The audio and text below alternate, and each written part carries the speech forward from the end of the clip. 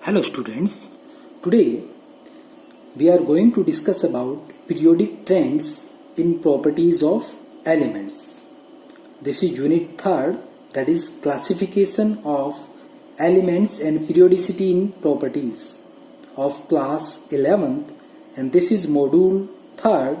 So in this module we shall discuss about atomic radius. So let's begin with the atomic radius.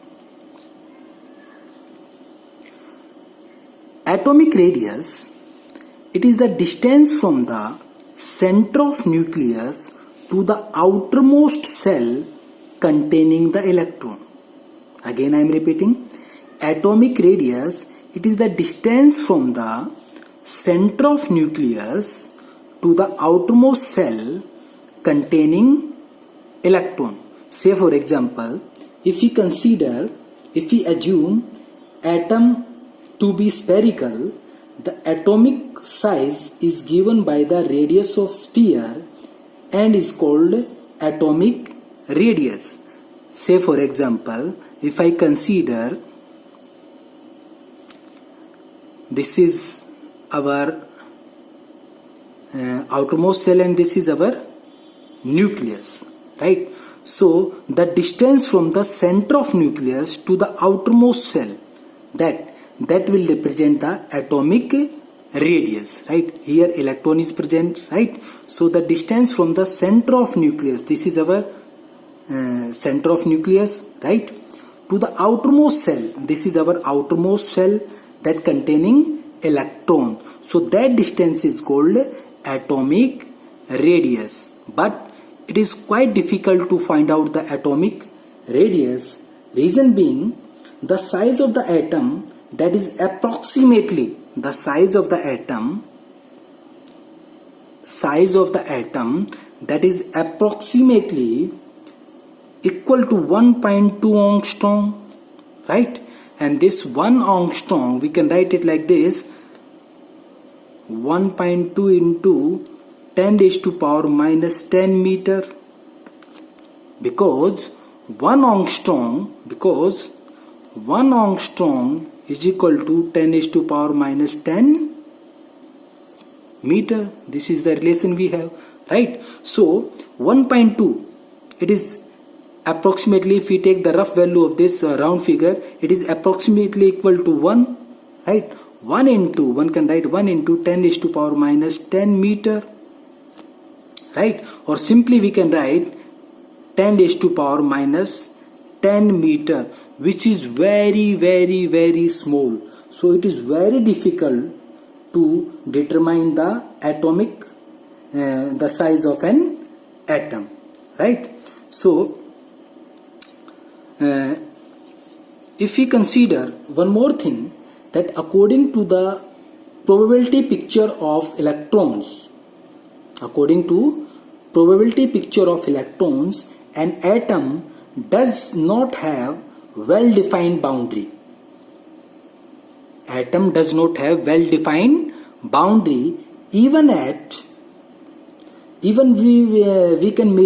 cannot measure. Even the probability of finding the electron never be zero, even at a large distance from the nucleus, right? It means atom doesn't have any fixed boundary. Here we have fixed the boundary of an atom, but according to the probability distribution or probability picture of the electron, right, it does not, an atom does not have well-defined boundary. Say for example, this is our nucleus and this is electron, and electron, right? This doesn't have any well-defined boundary, right? So if electron can be here, electron can reside here, electron may reside here, right? We can't say that this is the fixed position, because electron can be present. The probability of finding the electron even at an infinite distance from the nucleus, electron can be here like this, electron can be here. Then we have to consider this from here to here, right? This distance, that would call atomic radius, right? So it is quite difficult to determine the atomic radius, right? So from the concept of probability picture. So how we can measure the atomic radius? Now question is how one can measure the atomic radius. No doubt the atomic radius comes out to be approximately 10 is to power minus 10 meter. But how one can measure it? This value can be measured with the help of X-rays diffraction method. X-ray diffraction method. This is the one way to measure the atomic radius, right? Size of an atom. Second one is spectroscopic methods. Spectroscopic methods, right? We shall not discuss all these concepts because these are related with the higher classes. So you have to understand these two methods. They are opted for finding the atomic radius. X-ray diffraction and spectroscopic methods. Now moving to, अब एक और चीज है कि जो आपका जो atom होगा वो अकेला तो होगा नहीं, वो किस फॉर्म में एग्जिस्ट करता है? In the form of group of atoms. Group of atom में एग्जिस्ट करेगा. उसमें से एक एक एटम को निकालना डिफिकल्ट है, राइट? एक इलेक्ट्रॉन को निकाल नहीं पाएंगे. क्यों? प्रोबेबिलिटी डिस्ट्रीब्यूशन के कंसेप्ट के अकॉर्डिंग इलेक्ट्रॉन की जो प्रोबेबिलिटी है वो न्यूक्लियस से इनफाइनाइट डिस्टेंस पर भी हो सकती है. It means well defined boundary नहीं है एटम की, राइट? सो अगर मान लो हमने निकाल लिया तो इतना स्मॉल साइज को मेजर करना काफी इम्पॉसिबल है. सेकेंड मोस्ट इंपॉर्टेंट थिंग, अब यहां पर जब ये ग्रुप में था एटम तो इसके दूसरे एटम्स के साथ अट्रैक्शन रिपल्सन हो रही थी. यहां पर अट्रैक्शन और रिपल्सन अकेला आइसोलेट कर भी लिया तो यहां पर अट्रैक्शन और रिपल्सन नहीं होगी. इट मींस यहां पर no force is acting on this, right? यहां पर दूसरे एटम्स का जो अट्रैक्शन और रिपल्सन फोर्स ऑपरेट हो रहा था, यहां पर मान लो हमने आइसोलेट कर लिया तो no force means no attraction no repulsion. No attraction and no repulsion. It means जो हमारी कैलकुलेटेड वैल्यू आएगी, यहां से जो हम वैल्यू को जो एटम की रेडियस को कैलकुलेट करेंगे वो और जो एक्चुअल यहां से मिलेगी उनमें काफी डिफरेंस होगा. That will very, right? So it is quite difficult. पहली चीज तो इसको आइसोलेट नहीं कर पाएंगे. मान लो आइसोलेट भी कर लिया तो कोई फोर्स नहीं ऑपरेट कर रहा है दूसरे एटम्स का, मीन्स ना कोई अट्रैक्शन हो रही है ना रिपल्सन हो रही है. तब होगा क्या? जो यहां से जो कैलकुलेटेड वैल्यू होगी एटॉमिक रेडियस की वो यहां से डिफरेंट करेगी, वेरी करेगी, right?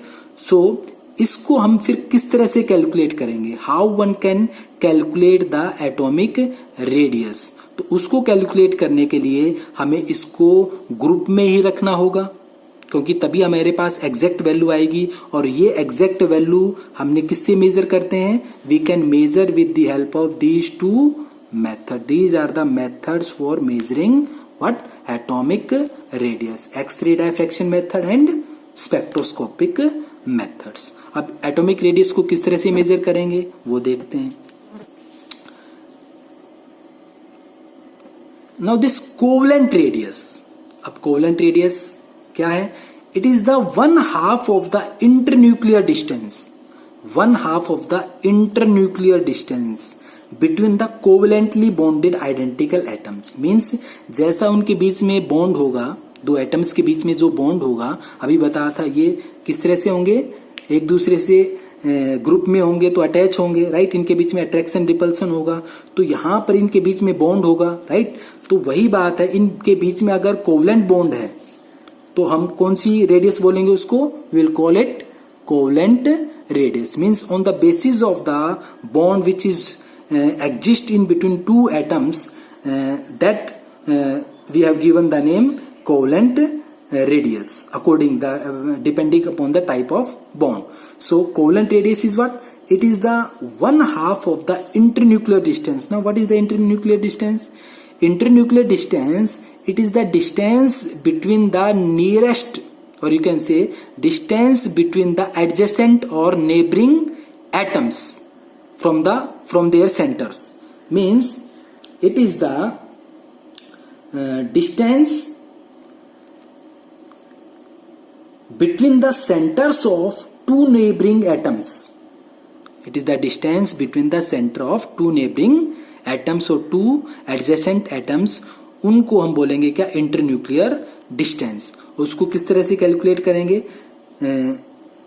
Again I am repeating, covalent radius, it is the 1/2 of the internuclear distance between covalently bonded identical atoms. Atoms कैसे होनी चाहिए? Identical, like H2, O2, N2, right? Identical atoms होते हैं. और इसको किस तरह से रिप्रेजेंट करते हैं? This is what R means radius. Covalent bond है तो कोवेलेंट रेडियस बोलेंगे इसको. Covalent radius is equal to half. 1/2 means 1/2 internuclear distance. And what is internuclear distance? It is the distance, it is the distance between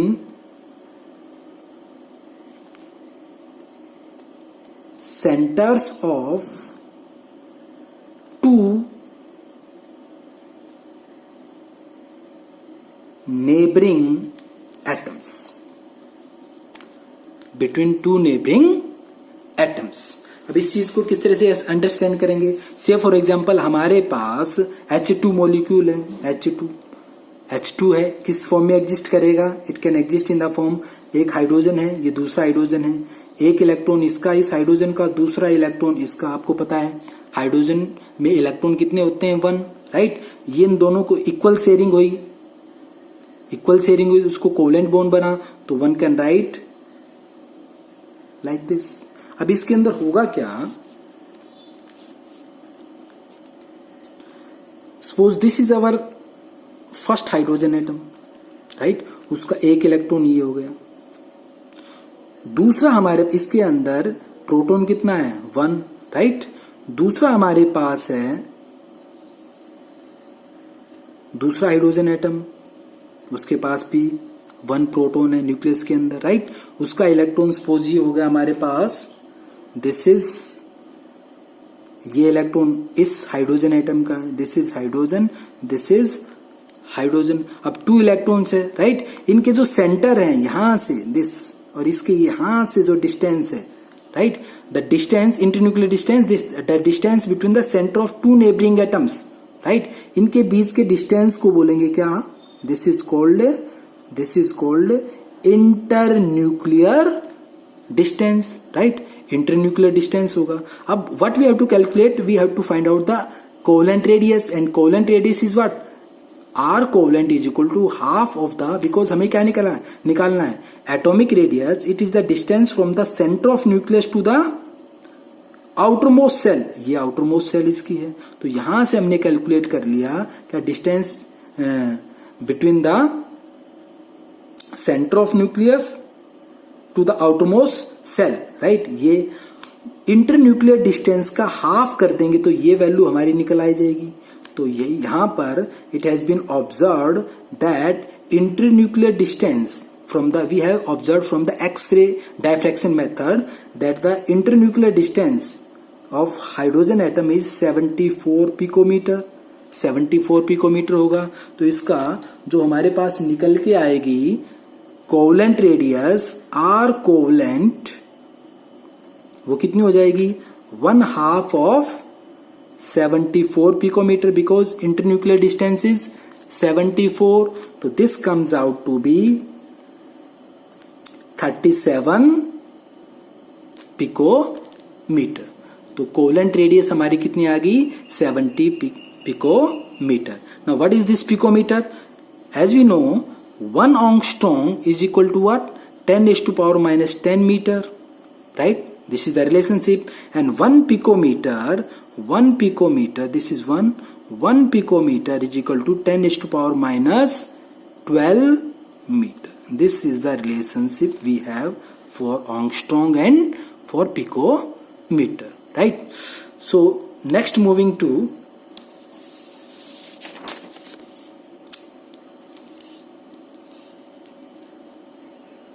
metallic radius. Now what is the metallic radius?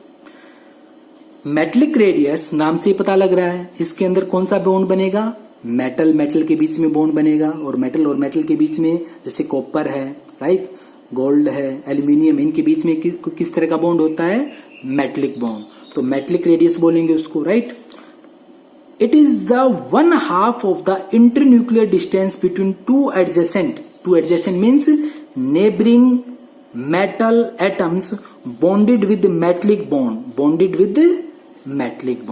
1/2 of the internuclear distance again same होगा. से for example हमारे पास जो solid state के अंदर distance between the adjacent copper atom, उनके बीच में adjacent copper atoms के बीच में, suppose this is one copper atom, this is another copper atom, उनके बीच में जो distance, this is our nucleus, this is nucleus, उनके बीच में जो डिस्टेंस है, इंटरन्यूक्लियर डिस्टेंस कॉपर एटम्स के बीच में जो इंटरन्यूक्लियर डिस्टेंस है, that has been observed, the value is 256 picometre. और हमें निकालना मेटेलिक रेडियस को कैसे निकालते हैं, R M E T means metallic, this is R stands for radius and MET means metallic, क्योंकि बॉन्ड कैसा बन रहा है, मेटलिक बॉन्ड बन रहा है. तो हमारे पास क्या आ जाएगा, 1/2 and this is internuclear distance. तो 1/2 of the internuclear distance, so this comes out to be 128 picometre, right. So in general it has been observed, आपने देखा था वहां पर हमारी जो वैल्यू आई थी वो लोअर थी. वो वैल्यू जो हमारे पास आई थी हाइड्रोजन के केस में 37 पिकोमीटर थी, राइट. जो मेटलिक जो कोवेलेंट रेडियस थी वो 37 आई थी, और मेटलिक के केस में 128 पिकोमीटर है, right. It means it has been observed that metallic radius is greater than that of covalent radius, right. So further moving to van der Waals radius. One more we have van der Waals radius. अब von der Waals radius के case में होगा क्या, अब ये किसके बीच में होती है, और इसको क्या बोलते हैं, another name of von der Waals radius is inert gas radius. This is inert gas radius. और ये उन एटम्स के लिए यूज करते हैं जो आपस में बॉन्ड नहीं बनाते, उन एटम्स के लिए यूज करते हैं जो आपस में बॉन्ड नहीं बनाते. नाम से पता लग रहा है इनर्ट गैस, और इनर्ट मीन्स जो हमारे नोबल गैसेज हैं, जो नोबल गैसेज हैं लाइक आर्गन है, नियोन है, उन्हीं में इसका यूज करते हैं हम. So what is this, it is the half of the internuclear distance. What is internuclear distance?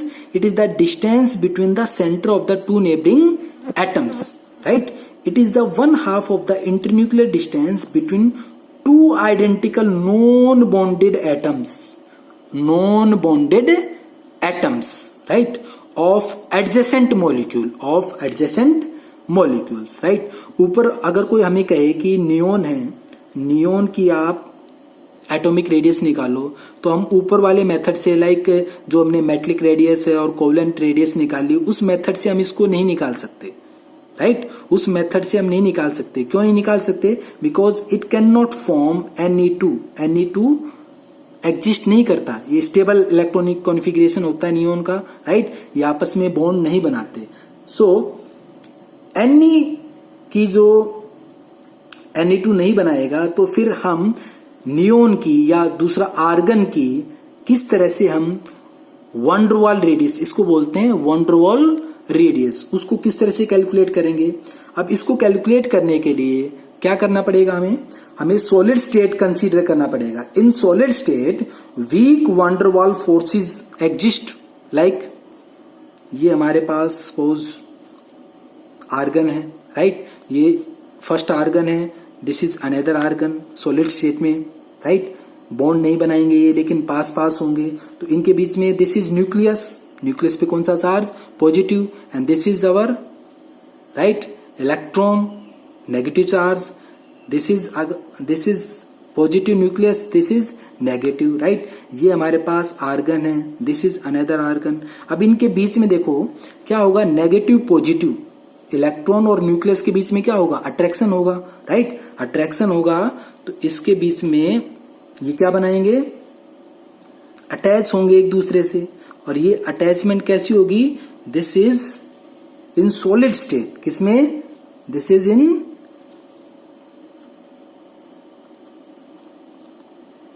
In solid state, weak radius, order of radius, वो हमारे पास निकल के आएगा, वो आएगा कोवलेंट रेडियस सबसे कम होती है, फिर मेटलिक रेडियस, राइट, और सबसे ज्यादा जो रेडियस होगी that is our van der Waals radius. So you have to keep in mind that this is the order, and this order that has been observed experimentally. क्यों वंडरवाल के बीच में क्या होगा, एक दूसरे से दूर रहेंगे तो क्या होगा, उनके बीच में इंटरमोलिकुलर जो डिस्टेंस होगा ज्यादा होगा, राइट. तो वंडरवाल रेडियस सबसे ज्यादा, उसके बाद मेटलिक रेडियाई, और उसके बाद मेटलिक रेडियस, और फिर सबसे कम किसकी होती है, covalent radius. This is R radius, right. So अब मूव करते हैं, नेक्स्ट हम बात करेंगे आयनिक रेडियस की. Now what happens in ionic radius? In ionic radius,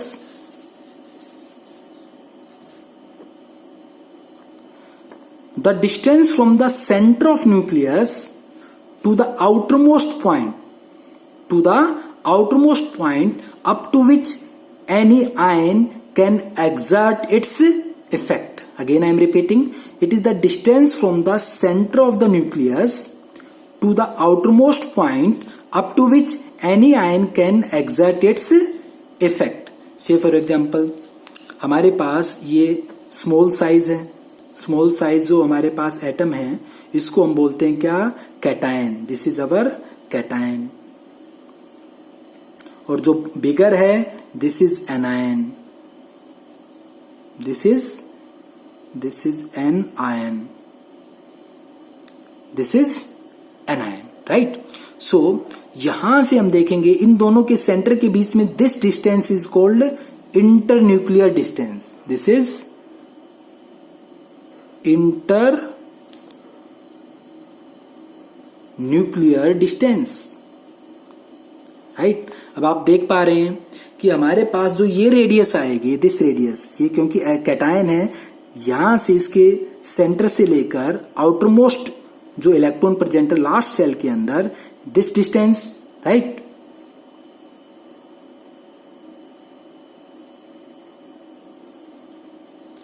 So this is called the radius of cation. C stands for cation, and ये anion है तो इसकी क्या बोलेंगे, this is the radius of anion. And you know that radius of cation, anion radius, वो क्या होती है, that is greater then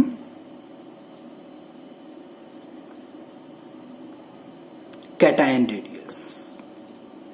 anion radius is greater than cation radius, right.